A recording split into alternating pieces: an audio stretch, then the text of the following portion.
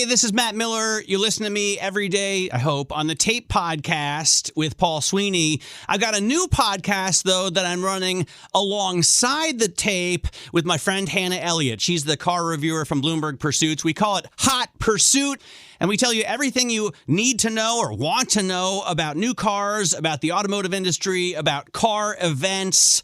I'm going to drop a little sample from the Hot Pursuit podcast here. Take a listen. If you like it, go to the Hot Pursuit page and subscribe. You can find it on Apple, on Spotify, or anywhere you get your podcasts. I'm Matt Miller. And I'm Hannah Elliott, and this is Hot Pursuit.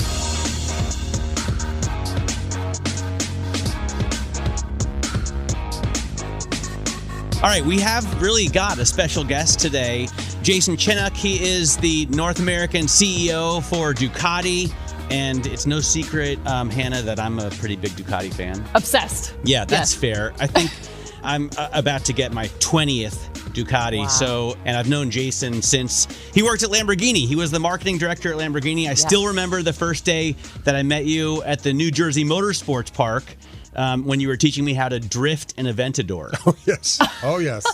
Which is definitely an art in itself. Which, I mean, so much fun. All right, let me set up the topics that we have today, because there's a lot going on in the world of automotive. Hannah, as you pointed out, we're waiting for an auction on Monday, and we're expecting a Ferrari, a GTO, to set another world record for Ferraris. Plus, I want to talk about old cars, because you have a couple yourself. It's a love affair that has its downsides. Dysfunctional. Yes. I also want to talk about a Remx. You know, Jason's Ducati is a member of the Volkswagen Group, and Remx is also very closely connected in that the founder is now running Bugatti, and I don't know the whole structure, but Remx recently had another world record set. They've set so many that we're going to discuss. And I want to talk about the Maybach that you're driving this week. And then finally, I want to get to all the new Ducatis that Jason and everybody at the motor company is launching, talking about the new Panigales, the new Multistrada, the new Supermonos, which I'm most excited about. So we'll get to everything that Ducati's putting out. They have one still to reveal in December, and I don't think he's going to tell us what it is. But you can tell us. I'll give you a hint. No one will hear. I'll give you a hint, but I'm not going to... Neither confirm nor deny. Exactly. All right, let's kick it off with the world of Ferraris, the world of auctions, the world of collector cars. Hannah, I still remember when I was in high school, having seen Ferris Bueller's Day Off, I became obsessed with the California Spider Cameron's dad had, and at the time, one of those fetched a world record price at the time of $14 million. What are we looking for? $14 million probably won't crack the top. It might crack the top 15 these days. On Monday, we're looking at a 1962 Ferrari 250 GTO that RM Sotheby's is saying they hope to get $60 million for. Now, I'm hearing from $60 million? $60 million, 60. I'm hearing from my sources, $50 million may be more realistic. But RM Sotheby's certainly is billing this car as a $60 million Ferrari. That would be the most expensive Ferrari sold publicly this year, although there has been another Ferrari sold that was closer to 50 million. It was 48. So this may not be the most expensive Ferrari sold ever publicly, but certainly for this year, it's kind of a big deal. This is a 1962 racing Ferrari. It did race in the Nürburgring in 62 and it won its class, but it's the only one of those V12 racing Ferraris that got a 4-liter engine straight from the factory. And they basically did that because they found some racing loopholes that particular year. They knew they wanted to race it and they figured we can put in this 4-liter engine and qualify for certain different races. And the car did well. It did race Le Mans and actually didn't end up finishing. But it's been owned by the same guy for almost 4 decades. Wow. So it sort of checks every single box. And yeah, they're thinking 50 to 60 million. We'll see. Sales on Monday. You know who has a GTO, I think, is, what's the name of the drummer for Pink Floyd? a big car collection. He's got a big collector car fund, and he has a GTO. I know because I saw Nick Mason, right? Yeah, I saw him go on a Spanish talk show to explain why the car is so valuable. One other cool thing that I heard today from a car collector, I was talking to Philip Richter here in New York. He runs Hollowbrook Wealth Management, but also the Turtle Invitational is his car show here in Bedford. He said that Enzo started building V12s. He loved the 12-cylinder engine because he was such a huge fan of the Packard V12s from the 1930s. Wow. Have not heard that. That is wild. Apparently, like Packard had, at the time, they were the luxury vehicles of the day, and they had like an amazing V12, and Enzo was obsessed with the Packard V12, and that's why he kicked off his cars with those. Well, I mean, obsession does lead you to good places, I have to say, and whatever Enzo was obsessed with really worked out for him, because if you look at the car market, Ferraris are the standard. They are the blue chip vehicles. They hold their value. I mean, this year was actually a bit of a cooling year for collector cars. The sales in Monterey were down. We're seeing some cooling, but Ferraris in particular are really staying very solid. I can't remember if I told you this before, but 11 of the 15 top individual sales this year publicly were Ferraris. So it's kind of a sure thing. It's interesting. I know you love, your muscle cars, Matt, and I was talking to Craig Jackson yesterday, from Barrett Jackson. Yeah. And I was like, under what circumstances would we have a muscle car like a Challenger, in this really, really rarefied air? Because we have had a few over $1 million. Kudos. Kudos, right? Completely. Yeah, exactly. We've had some Shelby, some Shelby Cobras in the couple $1 million range. So they're not there yet. It's like Ferrari. It's almost boring at this point. What was that like, Jason? You worked at Lamborghini. I think you were head of marketing for North America. What was it like being always compared to Ferrari? Yeah, I mean, inevitably there's a long shadow that they cast. And so, and we're part of our story is part of Ferrari's story. It's that challenge. I loved it. I actually loved it because, there was a certain entity that they hold in a place in the luxury car world. And we made it a point that we don't need to be that. We can be something else. We can be something that more accessible, approachable, a little bit more, let's say, loose and fun and a little wild. And I think that really, you look at the founders of both of those companies, one was a little more rough around the edges and the other one was a little bit more polished. And that in itself, I think, really led to the type of clients that we attracted. And that's the one thing I loved about that time that I had there, because there's a misperception of the type of client that owns a Lamborghini. And then when you get in to really learn who these people are, they're amazing. Mm-hmm. They're self-made. They're people that are, let's say, that maybe worked their lives to death to the point where they're like, okay, I'm finally going to go do something nice for myself. And they reward themselves with this dream car that they saw in, a 70s movie. It's nice. It's actually, it's fun to have, let's call it something that challenges you instead of just riding your own path. Do you see, Hannah, the old Lamborghinis going for anywhere close to older Ferraris? Well, not yet, but I have to say, some of the Countachs, especially we wrote about one recently that was just sold. It was in the Wolf of Wall Street. A white one. By the way, Doug DeMuro just bought a white Countach as well. Which is kind of insane. Yeah. I think they're holding their value. They're slowly getting up there. They're certainly over $1 million in value, and I see that continuing. I mean, I don't know what you think, crazy. Jason, but I remember when Matt Farah bought one, and I thought, first of all, how is Matt Farah, and by the way, no dig at him because I'm about the same size. How's he going to fit into a Countach? Yeah. I mean, Jason, you would have trouble fitting into an old Countach as well, right? And I heard they drive horribly, but Doug says... Well, they are tractors. Let's not forget. I mean, they are tractors. This is a classic case, I think, of sometimes never want to meet your car heroes. And by car heroes, I mean the cars you had on the poster on your bedroom wall. Yes. Sometimes you don't actually want to drive them because they drive like a truck or a tractor. And that's just the truth. Keep it a dream. Keep it a dream. Keep it that. I mean, absolutely. I can tell you that I spent some time in those cars, and they do drive like you said. I will tell you something really cool happened to me. So famously, Ferruccio Lamborghini got into a fight with Enzo about the clutch in the Ferraris that kept breaking. And then Ferruccio found out that Enzo was using the same clutches that Lamborghini was buying for its tractors. And then he made his own car. So a couple years ago, I was in the Motor Valley. In Modena, they do this Motor Valley thing where they bring together all the car makers and they have dinners and they have a car show and stuff. And I saw Tommaso Lamborghini standing by an old 1950s Ferrari. And I walked over to him and I said, yo, I heard the clutches in these things suck. He found it amusing. But I'd hope you would provoke a smile. Yeah, so in terms of old cars, I've never been one to buy, I always wanted to have an old collector car, and I've never pulled the trigger because I thought I'm into muscle cars, really, so I might as well buy a new muscle car that has the crash protection. I'm a dad, so I want safety and stuff and the drivability of it. But Hannah, so boring. You have succumbed and bought a couple. You have a C3 Corvette and you have an old Rolls Royce, '70s, early '70s Rolls Royce. Yes, I've got access to quite a few more. Isn't it deadly expensive to get these things fixed? Certainly, the Rolls Royce must be prohibitively.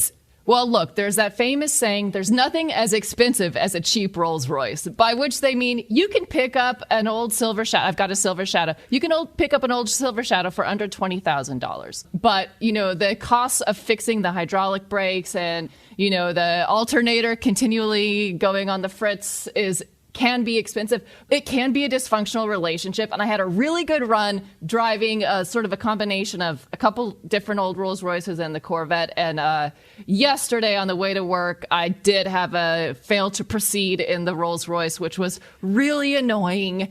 And I think it was an alternator issue because the car ran fine, started fine. I pulled off to get coffee. And when I went back to make the rest of the way to the work, it didn't start, dead battery. So I think it's an alternator issue. It was getting 11 volts when it should be getting 13. But it's annoying. It's painful. I had to wait for someone to jump me and then you switch out battery. But all that to say, I think the world would be a better place if everybody drove old cars. It forces you to drive slower. It makes you appreciate mechanical engineering. And it just is, it's more beautiful. Have you ever had experience with old cars or old bikes? Oh, definitely. I mean, I went down both of those paths. And then I got to a certain point in my life where I decided I had little time to fiddle. And I just want to ride and drive. I'm an old Volkswagen guy, not just because of the company, but first car was a 71 Squareback. I love that car to death.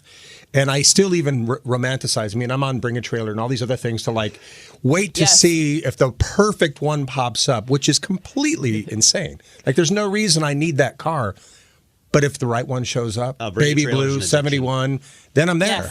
Yes. And so there is a fondness, but I do feel as though that I would have a moment of realizing I probably shouldn't have done. I probably shouldn't have met my hero. Same thing with an old 914. Which was the first car I ever went over 100 miles an hour in. And so it's burned into my brain. Wow. You lean over as a 7-year-old kid and look at the dash and you see the needle buried at 100. Yeah. And you're holding on for dear life in a 914. That's a feat. Scary. That's quite scary. That's a feat. It was rattling, but it was so exhilarating. I mean, and that immediately I knew I was hooked on speed. That was where. I feel like Bring a Trailer has really revived. This is another thing that the collector incredible. I was talking to, Philip Richter, he was saying Bring a Trailer has really done a lot for the collector car market. It's unbelievable what Randy Nonnenberg, who's the founder of Bring a Trailer, has done. They just actually released an app, finally, but last year they did $1.3 billion in sales. It's unbelievable. And they forced every other major auction house to start selling online and to start having these online auctions that they never did before because people kind of realized, oh, I don't have to drive a car to buy it. And I think Bring a Trailer has done a really good job of being very transparent. You know what you're getting. It's so fun to read the comments. Even if you're not bidding, it's so addicting. I admit I'm on it under a different name just because I want to read the comments and, follow along on my... You have a pseudonym on Bring a Trailer. I do. That's hilarious. It's so fun. Yeah, it's unbelievable what they've done, and they forced all the other auction houses to catch up. So I like the retro releases. My favorite Mustang is a 2012 Boss 302. Obviously, I bought the Challenger, which is an homage. One of my favorite motorcycles is the Sport Classic, which By the way, Jason, that was a motorcycle that didn't really sell for Ducati at the time. And now you can't find one for less than like 20 grand. And I'm talking about not the small Paul Smart, but you can't even find a regular one with like 15,000 miles on it for less than 20 grand. Everybody wants one of those. Why don't you guys do something like that again? I mean, simply put, that is a bike that was kind of, it was an extension of what we did with the MH900E, the Mike Halewood-inspired replica. And then the idea was, wow, this was so good. We sold 2,000 of them right away in year 2000. That was the first time somebody did an online sale of a motorcycle. We're like, oh, let's extend this. And we were too early. We were too early for this trend of the classics. There's been discussion internally at Ducati about like resurrecting the concept. After that came the R9T. After that came the Triumphs. I mean, it created an entire trend of those motorcycles. And actually, really interesting, to your point, we actually did really well for the first couple of years of selling them. And then the third and the fourth year of the bike, it just was like, okay, we're a little long in the tooth. One thing happened. We loaned the motorcycle for the launch of for the new Tron movie. And as a result, it just created this really cool buzz. That was awesome. For all these people who didn't know about the bike, all of a sudden the went and saw Tron. We're like, okay, I need it. And that single-handedly drove the prices up. I like the first one, which had the yellow and the single shock in the back, and then the Tron was the black one with no fairing. But then you had the sport version with the fairing, the red one with the. I love all those, and the Paul Smart. Those are great. All right, let's move on to another topic. I want to talk about the ultra expensive vehicles. One of which, Hannah, you're driving, and one of which, well, even on another level of expensive, is the Remx, which has made so many records. Tell us about the weird record that you messaged me about this last night, and I told my wife I couldn't believe it. It's kind of wild. So yesterday in Germany, Remx set a Guinness Book of World Records for going in reverse, for top speed in reverse. Do you want to guess what the top speed was? I thought you were going to say like 70 miles an hour. 171 miles per hour in reverse, which is it's ridiculous. It sounds so stupid and silly, but it's also kind of cool. It sounds very unsafe to me. I need to know more about it. I should say Remx has plenty of speed records. They have like 20 speed records going forward. So they're obviously very legit. This is the record I guess you go for after you've already set the world record for an electric car, which they do have. And, going forward there, I think the world record's at 256 miles an hour, which is phenomenal. Doesn't beat the Bugatti Chiron, but for an electric vehicle, it's the record. But yeah, this reverse record, it's weird but cool, I'd say. I just don't love electric cars, I have to say. I've been thinking about it so much recently because I've driven some that have impressed me, the Mercedes especially, the GLE, but most of them, like the kind of speed that you get is amazing, but it doesn't feel that great, right?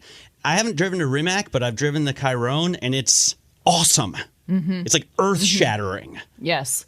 Yeah, the Remx, honestly, I really liked it when I drove it. I think Remx as a company is fascinating. Mate Remx, the founder, is sort of the anti-Elon Musk. He is very young. He's Croatian. He's received millions of dollars in funding from Porsche, and also now he's leading Bugatti. He's a genius. I should say, too, this afternoon, I'm going to be driving the Battista Pininfarina, which is another electric vehicle that is powered by Remx Automotive batteries. So Remx actually has their hands in a lot of some of these supercars. And I actually did like how the Nevera drove. I thought it was really nimble, really elegant, obviously extremely fast. And the interior, I thought, was very well done. We're used to seeing a lot of these electric cars with very shoddy interiors that almost feel like an afterthought. Yeah. But the Nevera, they really pulled it off. I think Remx is doing a lot of things right. They're a lot more conservative in running their mouths, promising things they can't deliver. And that seems to be rare among some of these electric startup companies. I'm not going to name any other names, but you can fill in the blanks.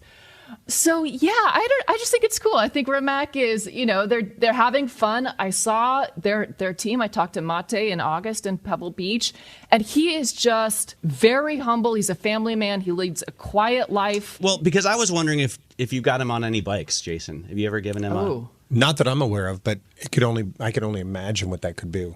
Yeah, I mean, by the way, electric motorcycles. I was just going to ask. Yeah, that's the $1 million question, isn't it? It's a really interesting thing. At the end of the day, people are asking us, when is Ducati building an electric motorcycle? Good news is we have. In MotoGP or Moto E, we're actually the sole supplier of the motorcycle for that series. And it's one of the things that we know that eventually we're going to have to get there.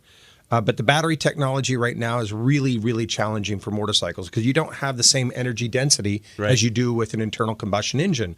And unlike automotive, where you have the opportunity to put the weight down on the floor and floorboards, with motorcycling, where are you going to go? You're going up. And we did this analysis a couple of years ago where, let's call it our middleweight sport bike, the Panigale V2 at the time. In order for us to deliver the same sort of performance and the same sort of range for that motorcycle, it would practically double in weight. And we're talking double in weight. All of a sudden, what's an important characteristic of Ducati? It's the handling. Yep. And you just throw that away if you double the weight. I also like, the acceleration. I love the braking. I like the design. I love the build quality. Is there anything you don't love, Matt?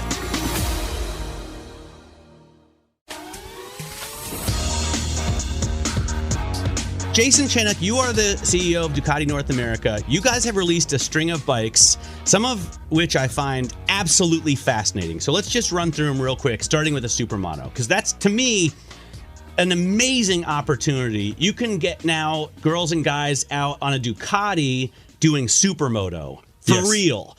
And what's the genesis of this bike? How did you come to do it after not having done a single cylinder motorcycle for so long? Well, I mean, it's a really interesting thing because we have the history of a Supermoto engine, which is basically a 749 many years ago, one of our motorcycles that we lobbed one of the cylinders off. I keep calling it Supermono, but you have a different name for it now, back right? then it was the Supermono, but we actually the model itself is it's basically the Super Quadromono. And the reason why is because with the over square engine, what we did is we took half of a Panigale 1299, which was the pinnacle of the V2 engines for us. And once again, we took a cylinder off.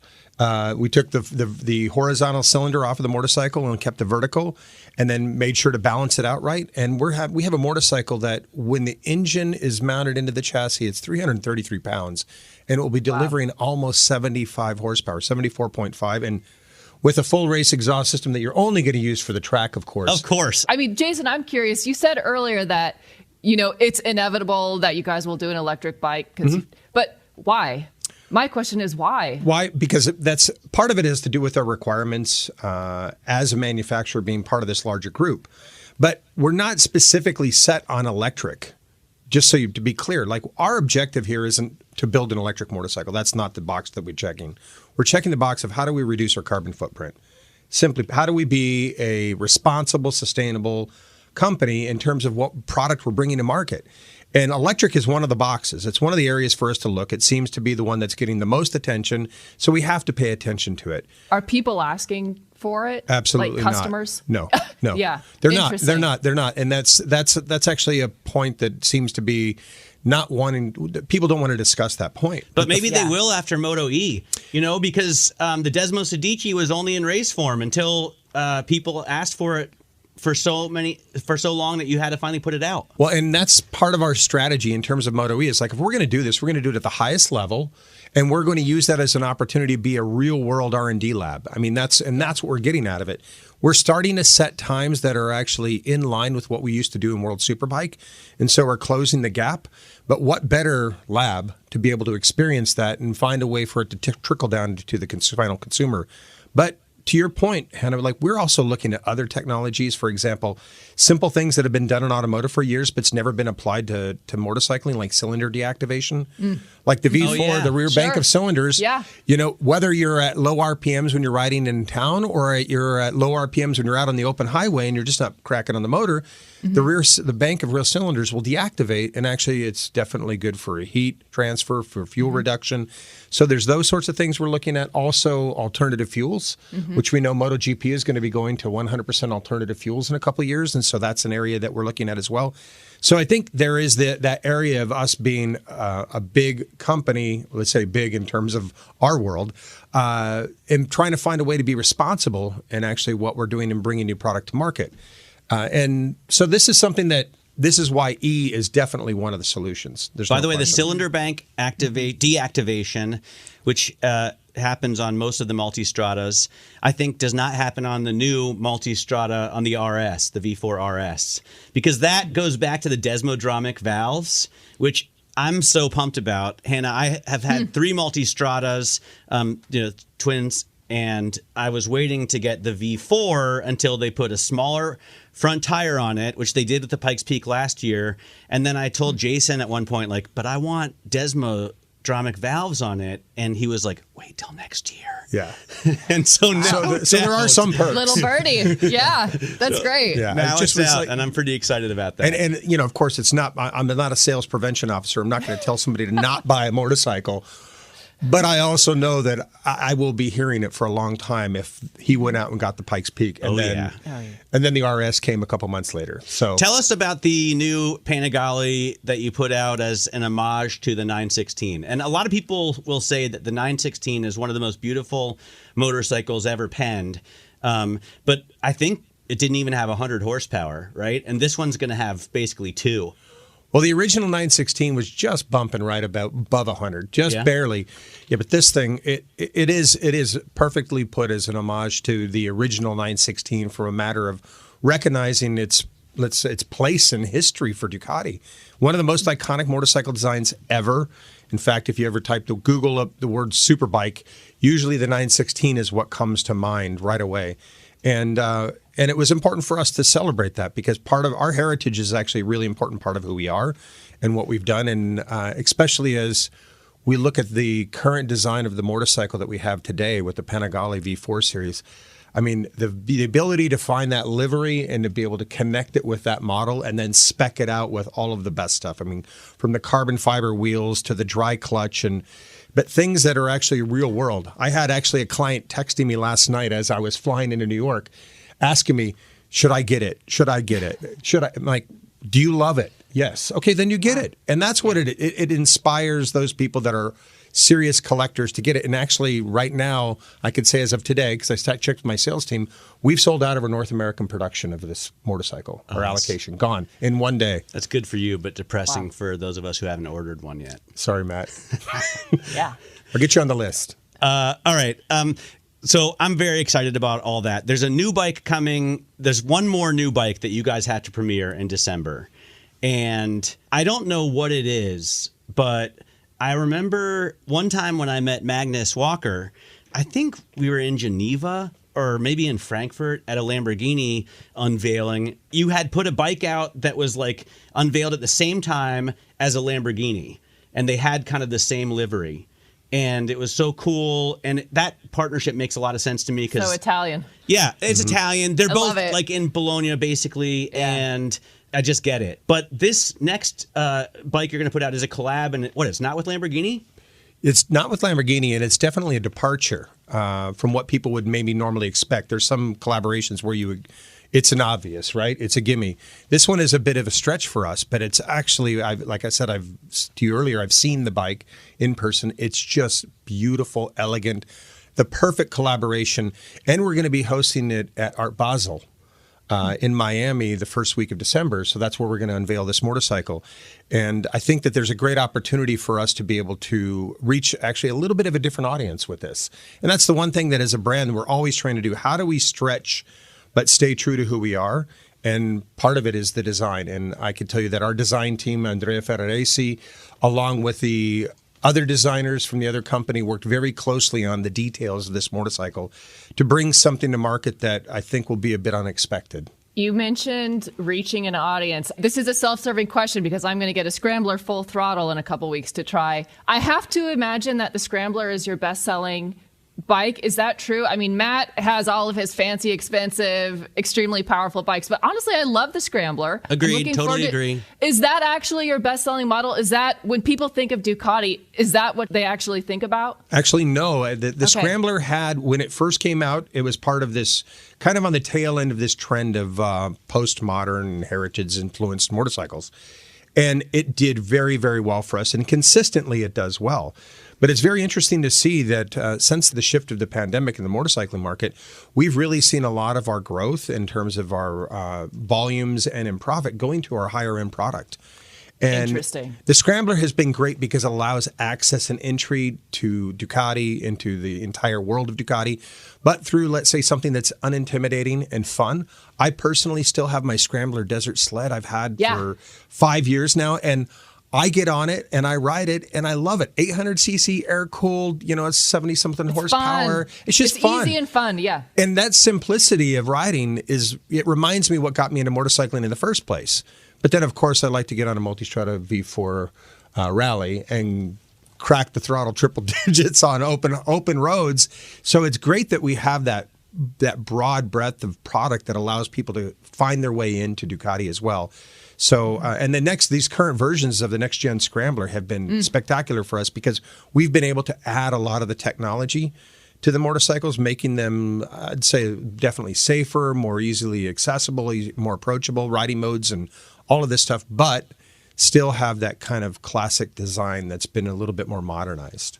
I love that. It's interesting that you say really your business is showing growth in the more expensive things, because that's the same exact with automakers. I mean, they are just, it's like price isn't really a consideration. If you're over a certain threshold of what the MSRP is, it doesn't really matter to the people who are, I mean, it does, but that's not going to be the prohibiting factor for them at all. You're absolutely right. In fact, this is something that we have engineered by design in North America as well, because we see the opportunity. We see that as being a differentiator for us. And as a brand, when we do that, we actually are more profitable and we get to make investments back into the client experiences. And at the end of the day, there's a lot of great motorcycles out there, but what do people want? They want stuff to do with their motorcycles, right? Like, okay, I'm biased.